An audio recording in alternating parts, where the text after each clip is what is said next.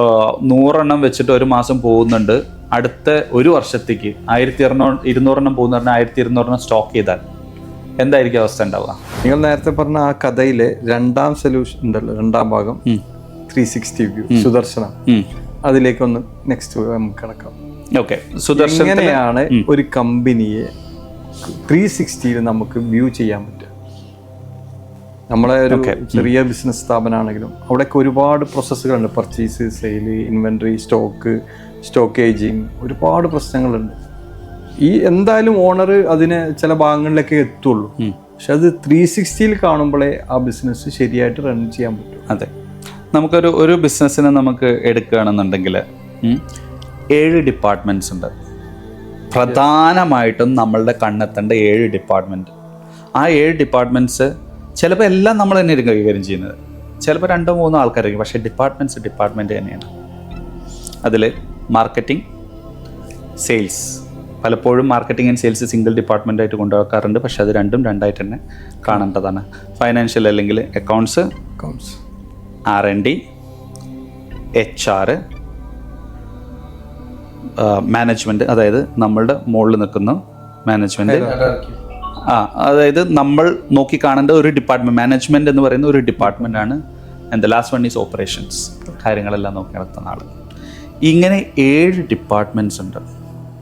ഈ 7 ഡിപ്പാർട്ട്മെൻറ്റ്സിൽ പല ഡിപ്പാർട്ട്മെൻറ്റ്സും ഒരാൾ തന്നെയായിരിക്കും ഒരുമിച്ച് കൈകാര്യം ചെയ്യുന്നതെങ്കിൽ കൂടിയും ഇതിനെ 7 ആംഗിളിൽ നിന്ന് നമ്മൾ നോക്കി കാണുന്നിടത്ത് ഒരു സ്ഥാപനത്തിൻ്റെ പില്ലേഴ്സായിട്ടുള്ള 7 പില്ലേഴ്സും സ്ട്രോങ് ആണ് എന്നറിയുന്നിടത്താണ് നമ്മളുടെ ഈ 360 ഡിഗ്രി വ്യൂ എന്ന് പറയുന്നത് എഫക്റ്റീവ് ആവുന്നത്. ഈ 7 പില്ലേഴ്സും സ്ട്രോങ് ആയിട്ട് നമുക്ക് കൊണ്ടുപോകാൻ കഴിഞ്ഞാൽ അത് എത്ര പേര് ചെയ്യുന്നു എന്നുള്ളതല്ല, 7 ആംഗിളിൽ മാർക്കറ്റിംഗ് ആക്ടിവിറ്റീസ് കറക്റ്റായിട്ട് നടക്കുന്നുണ്ടോ? ഉദാഹരണത്തിന് നിയാസിക്കാണ് മാർക്കറ്റിംഗ് ആക്ടിവിറ്റി നോക്കുന്നെങ്കിൽ അത് കറക്റ്റായിട്ട് നടക്കുന്നുണ്ടോ? അടുത്തത് സെയിൽസ് ആക്ടിവിറ്റി കറക്റ്റായിട്ട് നടക്കുന്നുണ്ടോ? മാർക്കറ്റിംഗ് ആൻഡ് സെയിൽസ് രണ്ടും എൻറ്റയർലി ഡിഫറെൻ്റ് ആണ്. സെയിൽസ് ആക്ടിവിറ്റി നിങ്ങൾ ഇന്ന് എന്തൊക്കെ ചെയ്തു? അതൊരു പക്ഷേ നിയാസിക്ക തന്നെ ആയിരിക്കും ചെയ്യുന്നത്. ചോദിക്കണം, എങ്ങനെ നിയാസിക്ക നിങ്ങൾ എന്ത് ചെയ്തു എന്നുള്ളതല്ല, മാർക്കറ്റിംഗ് ആക്ടിവിറ്റി ആ സമയത്ത് മാർക്കറ്റിംഗ് ചെയ്യുന്ന ആളായിരിക്കണം. അടുത്ത ചോദ്യം വരുന്നോട് ചിലപ്പോൾ ഓപ്പറേഷൻസ് ഇദ്ദേഹം തന്നെയായിരിക്കും ചെയ്യുന്നത്. അപ്പോൾ ശരി, നിങ്ങൾ ഓപ്പറേഷൻസിൽ, അപ്പോൾ ഈ 7 ഡിപ്പാർട്ട്മെൻറ്റ്സിനെ നമ്മൾ റിവ്യൂ ചെയ്യുക എന്നുള്ളതാണ് ഒരു കമ്പനിയുടെ പില്ലേഴ്സ് സ്ട്രോങ് ആക്കാൻ വേണ്ടിയിട്ട് നമ്മൾ ചെയ്യേണ്ടത്. അവിടെയും ഇത് റിവ്യൂ ചെയ്യാനുള്ള സിസ്റ്റം ഉണ്ടായിരിക്കണം, ടൈം ഉണ്ടായിരിക്കണം, ക്ലാരിറ്റി വേണം. അതിലെന്താണ് ചോദിക്കേണ്ടത് അവരോട്, അതെ കൃത്യമായ, അല്ലെങ്കിൽ ഇവിടെ സെയിൽസിന്റെ ആളെ മുന്നിലെത്തി പർച്ചേസിനെ കുറിച്ചായിരിക്കും സംസാരിക്കുക. അതെ, കൃത്യത ഇല്ലെങ്കിൽ അതൊക്കെ മാർക്കറ്റിംഗ് പറയുമ്പോൾ സെയിൽസ് പറയുന്ന കാര്യങ്ങളുണ്ട്. അത് നമ്മൾ യുദ്ധത്തിന്റെ കാര്യം പറഞ്ഞപ്പോഴാണല്ലോ ഈ ചക്രം. യുദ്ധത്തിൽ ഒരു ഭാഗം മാത്രം വിജയിച്ചാൽ പോരാ, ആക്രമണം എന്ന് പറഞ്ഞു കഴിഞ്ഞാൽ അത് 360 ആണ്. എല്ലാ കാര്യങ്ങളും കറക്റ്റ് ആണോ? ഒരു 7 ദിവസം യുദ്ധം 7 ദിവസം നിലനിൽക്കുന്നുണ്ടെങ്കിൽ ആ 7 ദിവസത്തിന് ഫുഡ് ഇവിടെ ഉണ്ടോ? ഇതൊക്കെ അവിടത്തെ അതിന് പകരം നമ്മൾ പരിപ്പുവട തിളച്ചോ, എണ്ണ തിളച്ചോ പരിപ്പുവട ഇടാൻ, ഇങ്ങനെയുള്ള കാര്യങ്ങളിലോട്ട് നമ്മൾ പോകുമ്പോൾ നമുക്ക് സമയം ഉണ്ടാവില്ല. അപ്പം ഈ 7 പില്ലേഴ്സാണ് പ്രൈമറിലി അത് നമ്മൾ നോക്കേണ്ടത് എന്നുള്ളതാണ്. അതിൻ്റെ ആക്ടിവിറ്റീസ് നടന്നിട്ടില്ലെങ്കിൽ എന്തുകൊണ്ട്, നടന്നിട്ടുണ്ടെങ്കിൽ എന്താണ്, അത് ഏറ്റവും ബെസ്റ്റ് വേയിലാണോ ചെയ്യുന്നത്, ഇത് റിവ്യൂ ചെയ്യുക എന്നുള്ളതാണ് നമ്മൾ ഈ 360 വ്യൂയിലോട്ട് കൊണ്ടുവരിക എന്നുള്ളത്. നേരത്തെ പറഞ്ഞപ്പോ തന്നെ യുദ്ധത്തിൽ ആക്റ്റീവ് അല്ല നമ്മളെ കഥാപാത്രം അല്ല.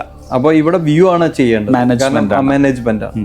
ഇത് അവിടെ പോയിട്ട് നമ്മൾ തന്നെ വിൽക്കാനും വാങ്ങാനും പർച്ചേസ് ചെയ്യാനും എല്ലാ കാര്യത്തിനും നമ്മൾ തന്നെ ചെയ്യുന്ന, ഇതാണ് ശരിയെന്ന് വിചാരിക്കുന്ന ആളുകളുണ്ട്. അതിൽ പൈസ ഉണ്ടാക്കുന്ന ആളുകളുണ്ട്. പക്ഷെ അതൊന്നും നമുക്ക് ഒരു ഗ്രോ ചെയ്യുന്ന ബിസിനസ് അല്ലെങ്കിൽ എക്സ്പൊണൻഷ്യൽ ഗ്രോത്ത് എന്നോ, അല്ലെങ്കിൽ അവർക്ക് എത്തേണ്ട സ്ഥലങ്ങളിൽ അവരെത്തില്ല.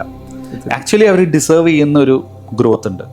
ആ ഡിസേർവ് ചെയ്യുന്ന ഗ്രോത്ത് അവിടെ കിട്ടാതിരിക്കുമ്പോൾ അത് ലോസ് തന്നെയാണ്. പക്ഷെ ഇത് മനസ്സിലാവുന്നില്ലല്ലോ നമ്മളെ. കാരണം മനസ്സിലാക്കാനുള്ള സമയം അവർ കണ്ടെത്തുന്നില്ല. അല്ല, ഇങ്ങനെ ഭയങ്കരമായി ഓടി ഒരുപാട് ക്യാഷ് ഉണ്ടാക്കുന്നുണ്ട്, റിവ്യൂവിനുള്ള സമയം കണ്ടെത്തുന്നില്ല. ഇരിക്കുമ്പോ ഫിനാൻഷ്യലായിട്ട് ഇതൊന്ന് ചെക്ക് ചെയ്തിരിക്കുമ്പോ അറിയാം ഇത്രയൊക്കെ വന്നു എന്നവർ കാണുന്നുണ്ട്. അല്ല, പക്ഷെ എവിടെ പോയി? അതെ, അതാണ് ഇതിനൊക്കെയും നമ്മൾ ഡെലിബറേറ്റ്ലി ഈ അക്കൗണ്ട്സ് എന്ന് പറയുമ്പോൾ ഫൈനാൻസ് ഓർ അക്കൗണ്ട്സ് പറഞ്ഞിട്ടുള്ള 3ാമത്തെ പില്ലർ, അതെ ആ പില്ലർ നോക്കുന്നിടത്ത് അത് അറിയും. ആ പില്ലർ നോക്കുന്നില്ല, സമയം വേണ്ടേ, പലപ്പോഴും എഴുതി വെക്കുന്ന പോലും ഇല്ല. കാരണം എല്ലാം നമ്മുടെ ബ്രെയിനിൽ. ലാസ്റ്റ് എല്ലാം കഴിഞ്ഞ് മുങ്ങുമ്പോഴായിരിക്കും ഓട്ടം നിർത്തിയൊന്ന് ആലോചിക്കുക. ഇത് മുങ്ങ എന്ന് പറയുന്നത്, ഒരു മിനിറ്റ്, ഇത് മുങ്ങ എന്ന് പറയുമ്പോൾ മുങ്ങണമെന്നില്ല, ഗ്രോ ചെയ്യുന്ന ആളുകളുണ്ട്. അവർ ചിലപ്പോൾ അവരുടെ മക്കൾ വരുമ്പോഴായിരിക്കും ചിലപ്പോൾ ഇത് താഴത്തോട്ട് വരുന്നത്. കാരണം മക്കൾക്ക് ഇതൊന്നും തലയിലില്ല. മറ്റൊരാളെ ഏൽപ്പിക്കുമ്പോഴായിരിക്കും പെട്ടെന്ന് സഡൻ ഡിപ്പ് വരുന്നത്. കാരണം അവർക്ക് ഇത് തലയിലില്ല, ഈ കാൽക്കുലേഷൻസ് ഒന്നും തലയില്ല. അവർക്കെല്ലാം പേപ്പറിൽ കാണണം. ചോദിക്കുമ്പോഴേ പറയാം, ഓ അതൊക്കെ പുള്ളിക്കാരൻ്റെ മനസ്സിലാണ്. അപ്പോൾ അവർ എൻ്റെ ഡിഫറെൻ്റ് ഇത് വരുമ്പോഴാണ് ഈ ഡെപ്തിലോട്ട് പോവുക. അപ്പോൾ സിസ്റ്റം ഉണ്ടെങ്കിൽ അവിടെ എഴുത്തുണ്ട്, എല്ലാം എഴുതി വയ്ക്കും, എല്ലാം ക്ലാരിറ്റി ഉണ്ട്. ഒരാൾക്ക് ഹാൻഡ് ഓവർ ചെയ്യുമ്പോൾ എങ്ങനെയാണെന്നുള്ളത് ഹാൻഡ് ഓവർ ചെയ്യപ്പെടേണ്ടത് എന്നുള്ളതുണ്ട്.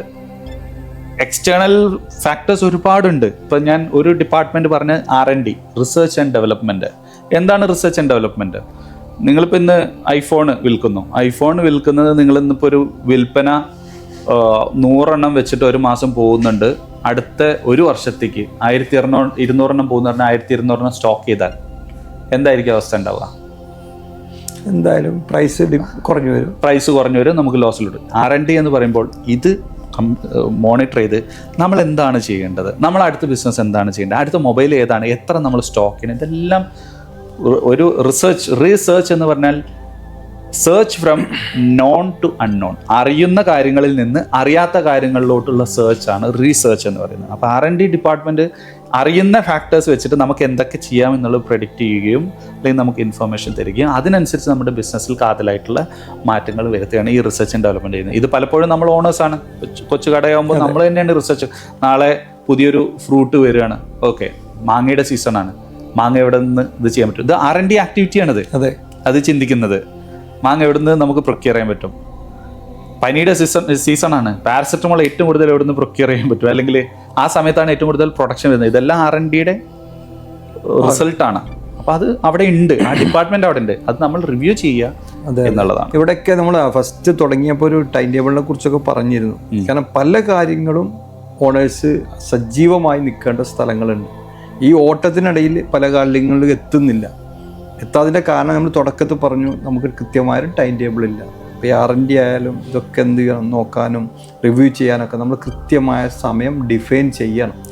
എന്നാലേ ഇതൊക്കെ നടക്കുകയും നല്ലൊരു ഗ്രോത്തിലേക്ക് നമ്മളെ കമ്പനിയെ എത്തിക്കാൻ പറ്റുള്ളൂ.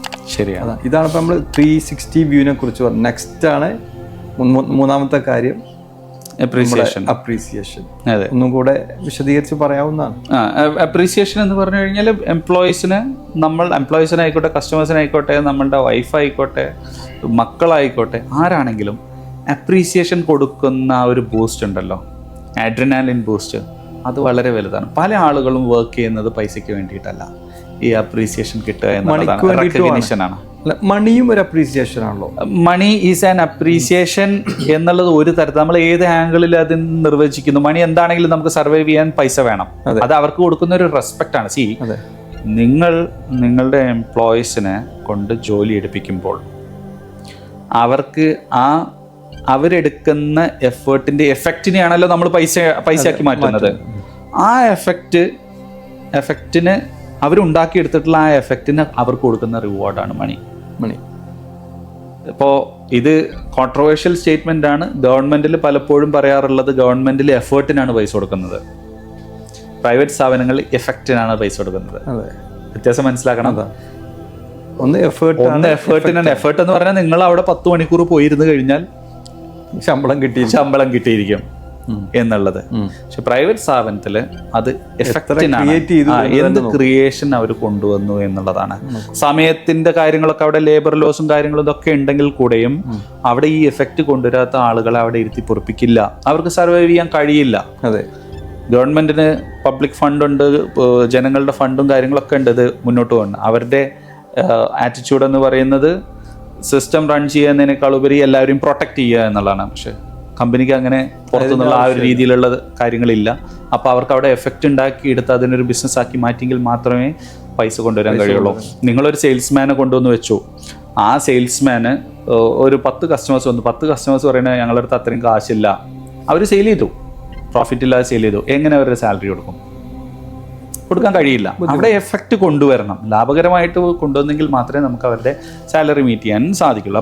അപ്പോൾ കൂടുതൽ വർക്ക് ചെയ്യുന്ന ആൾക്ക് കൂടുതൽ കിട്ടുന്ന രീതിയിൽ മണിയെ നമുക്ക് ചെയ്യേണ്ടി വരും. കൂടുതൽ വർക്ക് ചെയ്യുന്ന ആളുകൾ എന്നുള്ളത് എഫക്റ്റ് കൊണ്ട് എക്സാക്ട്ലി അതാണ് നമ്മൾ ഇത് നിർവചിക്കുന്നതിൽ വളരെ വളരെ ശ്രദ്ധിക്കണം. അതെ, എത്ര ഹാർഡ് വർക്ക് അല്ല കാര്യം. അത് ടാർ ഇടുന്ന ഒരു വർക്കാണെങ്കിൽ അവിടെ ഹാർഡ് വർക്കാണ്. മനസ്സിലായില്ലേ? അവിടെ ഏത് രീതിയിൽ വർക്ക് ചെയ്തു എന്നതിനേക്കാൾ ഉപരി എന്ത് എഫക്റ്റ് അവർ കൊണ്ടുവന്നു, ആ എഫക്റ്റിനെ എത്രത്തോളം നമുക്ക് മണിയാക്കി കൺവേർട്ട് ചെയ്യാൻ കഴിഞ്ഞു, അല്ലെങ്കിൽ ഒരു വാല്യൂ ആക്കി കൺവേർട്ട് ചെയ്യാൻ കഴിഞ്ഞു, അതിനുള്ള അവർക്ക് കൊടുക്കുന്ന റെസ്പെക്റ്റാണ് ഈ പൈസ എന്ന് പറയുന്നത്. ഈ പൈസ കൊടുക്കാതെ നിങ്ങൾ അവരോട് താങ്ക് യുന്നോ അല്ലെങ്കിൽ ഇത് പറഞ്ഞിട്ട് ഒരു കാര്യമില്ല. പൈസയ്ക്ക് അത് പൈസ തന്നെ വേണം. അതെ.